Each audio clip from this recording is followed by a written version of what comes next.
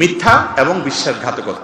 দুনিয়াতে যদি কেউ কারোর সাথে প্রতারণা করে, 2 নাম্বারি করে, বেঈমানি করে, এই মির্জাফর এবং বেঈমানদেরকে আল্লাহ তাআলা দুনিয়াতে নগদ বেইজ্জত করেন এবং শাস্তি দেন। আখিরাতেরটা তো আছেই, মিথ্যা যদি কয় একই কথা তার জন্য আছে।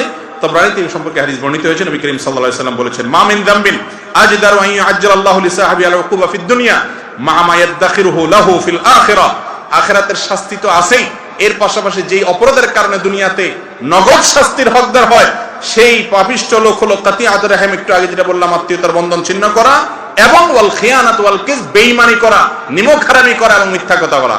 বেঈমানির অনেক ধরন আছে, একটা ছোট্ট ধরন বলি শুধুমাত্র, একেবারে সিম্পল। এর চেয়ে বড় বড় বেঈমানি আমরা করি। সেটা হলো আপনার কাছে কেউ কোনো কথা বললো, তিরমিজির হাদিসে আসছে, নবী করিম সাল্লাল্লাহু আলাইহি ওয়াসাল্লাম বলেছেন, ইযা হাদাসা রাজুলু ফালতাফাদা, কোন মানুষ আপনার সাথে কথা বলে একটু এদিক ফিরছে বা সেখান থেকে সরে গেছে, ফাহিয়া আমানা, সেই কথা আপনার কাছে আমানত হয়ে গেল। আপনি এটা যদি আরেকজনের কাছে বলে বেড়ান, আপনি আমানতের খেয়ানত করলেন, বিশ্বাসঘাতকতা করলেন, আপনি এই প্রতারণা করে এই যে দুনিয়াতে নগদ শাস্তির উপযুক্ত হয়ে গেলেন। এত ডেঞ্জারাস অপরাধ।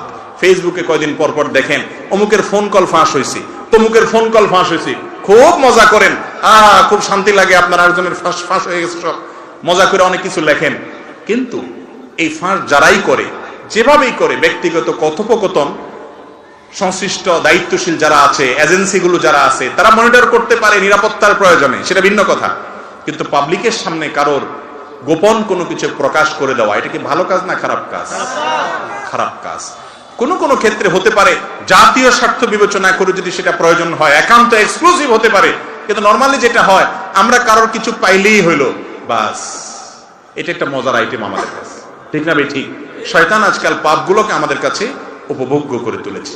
আল্লাহ রাব্বুল আলামিন এই 7টি মহাপাপ যেগুলোর কারণে দুনিয়াতে নগদ শাস্তি হয়, সেগুলো থেকে আল্লাহ তাআলা আমাদেরকে বেঁচে থাকার তৌফিক দান করুন।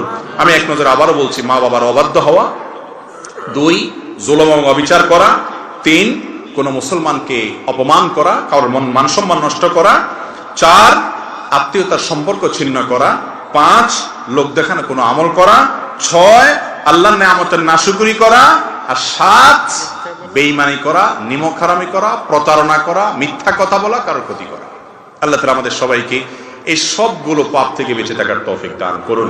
জাযাকুমুল্লাহু খায়রা ওয়া আখিরু দাওয়ানা আলহামদুলিল্লাহি রাব্বিল আলামিন।